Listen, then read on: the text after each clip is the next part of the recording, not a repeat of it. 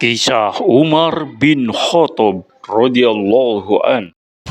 Sahabat fillah rahimakumullah, kegemaran minum khamr bukan saja digemari oleh kaum Quraisy, tetapi juga Umar bin Khattab di masa jahiliyahnya. Karena minuman khamr dapat membangkitkan permusuhan, Umar bin Khattab langsung menanyakan kepada Rasulullah SAW, dan langsung dijawab oleh Allah Subhanahu wa Ta'ala di dalam Quran surat kedua ayat 219. Dan masih banyak lagi.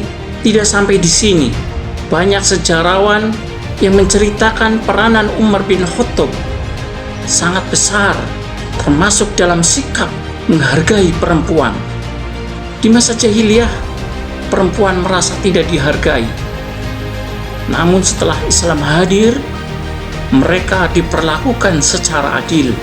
Nah, bagaimanakah peranan Umar bin Khattab dalam menghargai kaum perempuan, khususnya istri-istri Rasulullah SAW? Mari kita simak videonya.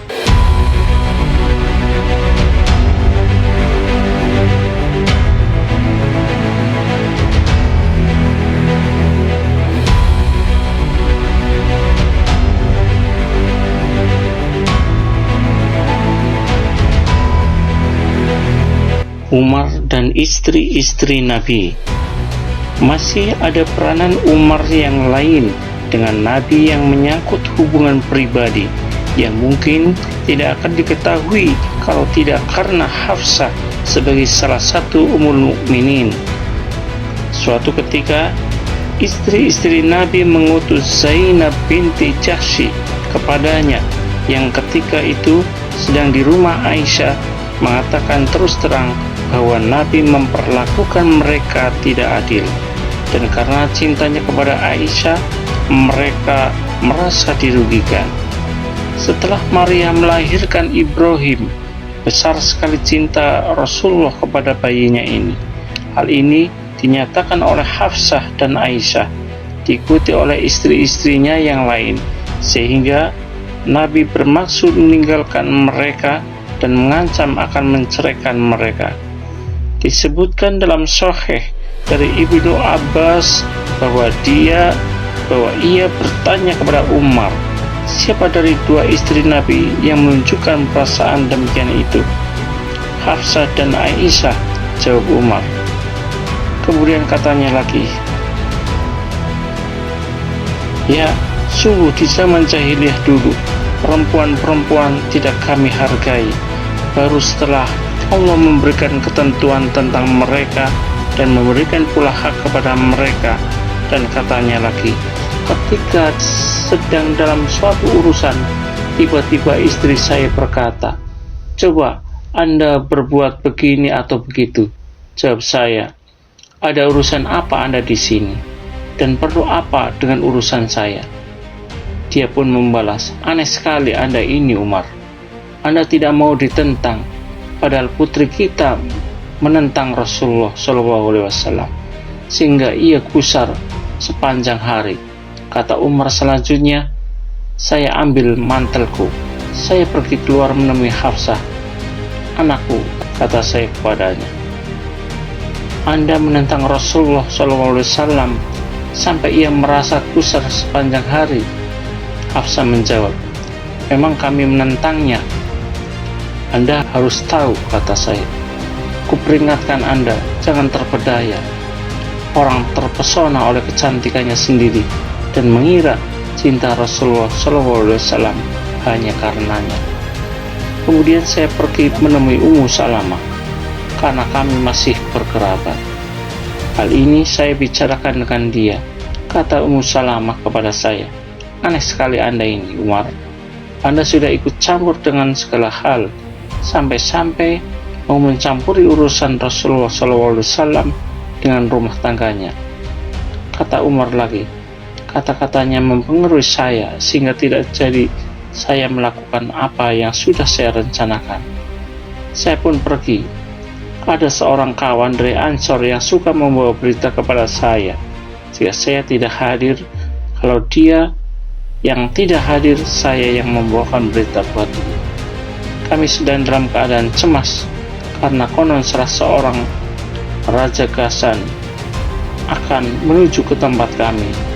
Sementara kami sedang gelisah demikian, tiba-tiba temanku orang Ansor itu datang mengetuk pintu seraya berkata, Buka, orang Ghassan itu datang, tanya saya. Bukan, katanya. Lebih penting dari itu, Rasulullah SAW telah meninggalkan semua istrinya karena tunduk kepada Hafsah dan Aisyah. Saya ambil pakaianku dan saya pergi hendak menemuinya. Saya lihat Rasulullah SAW di masyrobah yang dinaiki dengan anak tangga dari batang kurma yang berlekuk-lekuk. Pelayan Rasulullah, orang hitam itu, di atas anak tangga. Kata saya kepadanya, katakanlah, ada Umar bin Khattab. Katakanlah kepada saya, katakan ada Umar bin Khattab. Saya pun diizinkan masuk. Kata Umar selanjutnya. Maka saya ceritakan kepada Rasulullah SAW peristiwa itu. Sesudah sampai pada cerita tentang Ummu Salamah, ia tersenyum. Dalam sebuah sumber disebutkan bahwa Nabi meninggalkan istri-istrinya sebulan penuh. Sesudah cukup 1 bulan, ketika itu muslimin yang sedang berada dalam masjid sedang menekur dalam suasana kesedihan. Mereka berkata, Rasulullah SAW menceraikan istri-istrinya. Ketika itulah Umar pergi hendak menemui Rasulullah SAW di masyrobah. Ia memanggil Robah, pembantunya, supaya meminta izin, tetapi Robah tidak menjawab. Ia mengulangi permintaannya. Sesudah untuk kedua kalinya, Robah tidak memberikan jawabannya. Dengan suara lebih keras, Umar berkata, Robah, mintakan saya izin kepada Rasulullah SAW. Saya kira dia sudah menduga kedatangan saya ini ada hubungannya dengan Hafsah. Sungguh, kalau dia menyuruh saya memenggal leher Hafsah, akan saya penggal lehernya. Sekali ini Nabi memberi izin dan Umar pun masuk. Tak lama kemudian kata Umar, Rasulullah, apa yang menyebabkan Anda tersinggung karena para istri itu? Kalau mereka Anda ceraikan, niscaya Tuhan di samping Anda. Demikian juga para malaikat, Jibril dan Mikail, juga saya, Abu Bakar, dan semua orang yang beriman berada di pihak Anda. Ini terus bicara dengan Nabi sehingga bayangan kemarahan di wajahnya berangsur hilang dan ia pun tertawa. Disebutkan bahwa Umar telah menemui istri-istri Nabi sesudah mereka ditinggalkan oleh Nabi dan berkata kepada mereka, kalau kamu tidak mau mengubah sikap kamu, Allah akan menggantikan kamu dengan yang lebih baik dari kamu semua. Salah seorang dari mereka menjawab, Umar, Rasulullah SAW tak pernah menceramai istri-istrinya. Mengapa Anda berceramah? Dalam hal ini, Allah berfirman, Allah telah mewajibkan kepada kamu, hai manusia, melepaskan sumpah kamu dalam beberapa hal, dan Allah pelindung kamu. Dia Maha Tahu, Maha Bijaksana. Tak kala Nabi secara rahasia menyampaikan sesuatu berita kepada salah seorang istri, maka kemudian istrinya membocorkan kepada yang lain, dan Allah memberitahukan hal itu kepadanya. Ia memberitahukan sebagian dan menyembunyikan yang sebagian. Maka setelah ia memberitahukan hal demikian kepada istrinya, ia berkata, siapa yang mengatakan ini kepadamu? Kata Nabi berkata, yang memberitahukan yang Maha Tahu, Maha mengenal segalanya. Jika kamu berdua bertobat kepada Allah, hatimu memang sudah cenderung, tetapi jika kamu saling membantu menentangnya, sungguh Allah pelindungnya, juga Jibril dan orang yang saleh di antara orang-orang yang beriman, dan sesudah para malaikat akan melindunginya. Kiranya Tuhannya, jika ia menceraikan kamu semua, memberikannya ganti istri-istri yang lebih baik dari kamu, perempuan-perempuan yang patuh menyerahkan kehendaknya, yang beriman, yang patuh, yang bertobat, yang beribadah, yang menggembara, dan yang berpuasa, yang pernah bersuami, yang perawan. Quran surat 66 ayat 2-5. Sesudah ayat-ayat turun, Rasulullah kembali kepada istri-istrinya yang sudah bertobat. Semua sejarawan mencatat peristiwa ini, yakni bahwa wahyu itu memperkuat pendapat Umar. Menurut Sahih, Umar berkata, Tuhan menyetujui pendapat saya dalam 3 hal. Kata saya, Rasulullah, kita menjadikan makom Ibrahim tempat sholat. Kata saya, Rasulullah, sebaiknya istri-istri Anda mengenakan hijab, sebab yang berbicara kepada mereka ada orang-orang yang baik, ada yang jahat. Maka turun ayat hijab. Tak kala istri-istri Nabi SAW berkumpul karena perasaan cemburu, saya berkata kepada mereka, kalau kamu diceraikan, mudah-mudahan Tuhan memberi ganti dengan istri-istri yang lebih baik. Maka turun ayat ini. Barangkali turunnya wahyu sesuai dengan pendapat Umar dalam peristiwa-peristiwa itu. Itu pula sampai Rasulullah SAW berkata, Allah telah menentukan kebenaran di lidah Umar apa yang ia katakan. Dari sebagian banyak peristiwa yang dialami Umar, dari tawanan Badar, Abdullah bin Ubay, perjanjian Hudaybiyah, ketentuan minuman keras, sampai kepada masalah istri-istri Nabi, merupakan bukti yang cukup menonjol dan mengungkapkan sebagian kepribadian Umar yang makin lama makin jelas. Dengan segala keberaniannya, keterus-terangannya, dan kepribadiannya yang begitu menonjol, dan segala yang sudah kita sebutkan di atas, bukanlah semua itu yang menjadi tujuan kita. Juga bukan dengan pendapatnya yang tepat dan pengetahuannya yang luas yang kita inginkan, tetapi yang menjadi tujuan kita dengan semua peristiwa itu hanya untuk menunjukkan betapa besar perhatiannya terhadap segala kepentingan umum yang dihadapinya, serta politik bangsanya yang banyak mendapatkan perhatian itu. Ia mengurus semua persoalan dan pekerjaan itu dengan disiplin yang tinggi. Segi ini padanya memang lebih menonjol dari yang lain. Itu sebabnya Nabi menyebut dia sebagai wazirnya.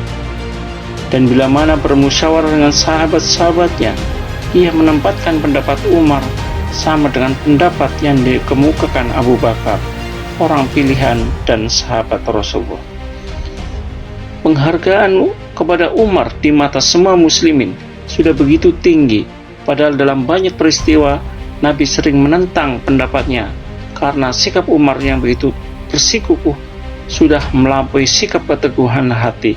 Karenanya tidak bertemu dengan sifat-sifat Rasulullah yang mempunyai keteguhan hati dan kebijaksanaan, dan bijaksana, mempunyai kemampuan dan sifat pemaaf. Sesudah muslimin berangkat akan membebaskan Mekah, Abbas bin Abdul Muthalib keluar. Maka dilihatnya pasukan dan kekuatan kemenakannya itu, dan Quraisy tak akan lagi mampu menandinginya. Juga Abu Sufyan Harb keluar dalam satu regu hendak mencari-cari berita. Abu Sufyan berbicara dengan kawan-kawannya. Abbas sudah mengenal suaranya.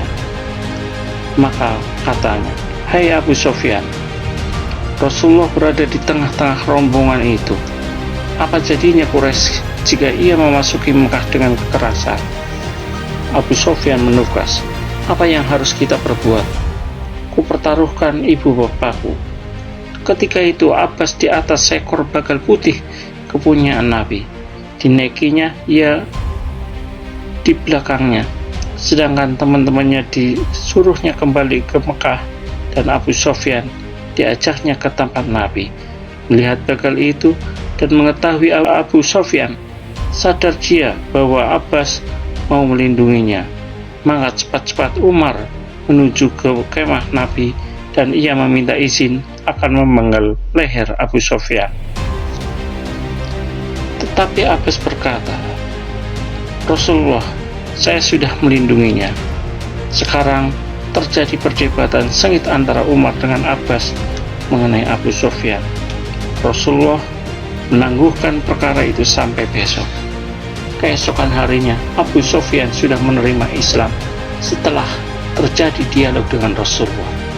Nabi memberikan kehormatan kepada Abu Sufyan dengan mengatakan, barang siapa datang ke rumah Abu Sufyan, ia akan selamat. Barang siapa menutup pintu rumahnya, ia akan selamat. Dan barang siapa masuk ke dalam masjid, ia juga akan selamat. Umar pergi dengan hati kesal karena Abu Sufyan selamat. Sesudah kemudian Mekah membuka pintu, baru dia tahu pentingnya perintah Rasulullah, seperti soal Abdullah bin Ubay dulu, bahwa perintah Rasulullah lebih besar artinya daripada perintahnya. Tetapi kegigihan dan keterus-terangan serta sikapnya sering menentang pendapatnya Nabi seperti yang sudah saya sebutkan, tak pernah mengurangi kedudukan Umar yang tetap terhormat. Soalnya, karena apa yang dilihatnya dan apa yang disampaikan itu benar-benar keluar dari hati yang ikhlas. Bagi orang yang ikhlas, memang patut sekali kita hormati, kendati pendapatnya tidak kita terima. Bagaimana pendapat kita kalau apa yang dikatakannya itu dalam banyak hal memang benar? Lalu bagaimana pendapat kita kalau kita berbeda pendapat, kemudian kita lihat pendapatnya itu yang benar dan melihat pendapatnya? Ketika Nabi mengutus Abu Hurairah agar memberitahukan bahwa barang siapa yang mengucapkan kalimat syahadat tiada Tuhan selain Allah dengan sungguh-sungguh dari hati, ia akan masuk surga. Setelah hal itu didengar oleh Umar, dengan keras ia mau mengoreksi Rasulullah, dan langsung ia mengikutinya akan menanyakan kembali kepada Rasulullah, benarkah ia telah mengutus Abu Hurairah dengan pengumuman berita itu? Sesudah oleh Rasulullah dibenarkan, Umar berkata, jangan lakukan itu, saya khawatir orang hanya akan berpegang pada itu. Biarlah orang mewujudkan dengan amal perbuatannya. Pendapatnya itu oleh Rasulullah diterima. Saat sakit Rasulullah yang terakhir terasa sudah makin berat, ia memberi isyarat kepada beberapa pemuka muslimin yang ada di sekelilingnya dalam rumah ketika itu dengan mengatakan, bawakan dawet dan lembaran, akan saya minta tuliskan surat buat kamu sekalian, supaya sesudah itu kamu tidak lagi akan sesat. Ada sebagian mereka yang menentang, dipelopori oleh Umar dengan mengatakan, Rasulullah sudah dalam keadaan sakit. Pada kita sudah ada Quran, sudah cukup kitabullah buat kita. Melihat perselisihan pendapat itu, Nabi berkata, pergilah kamu sekalian. Tidak patut kamu berselisih di hadapan Nabi. Penulisan tidak jadi. Barangkali ia lebih banyak terkesan oleh pendapat Umar daripada pendapat yang lain, karena diketahuinya benar kejujuran dan keikhlasan serta keterus-terangannya dalam menyampaikan pendapat.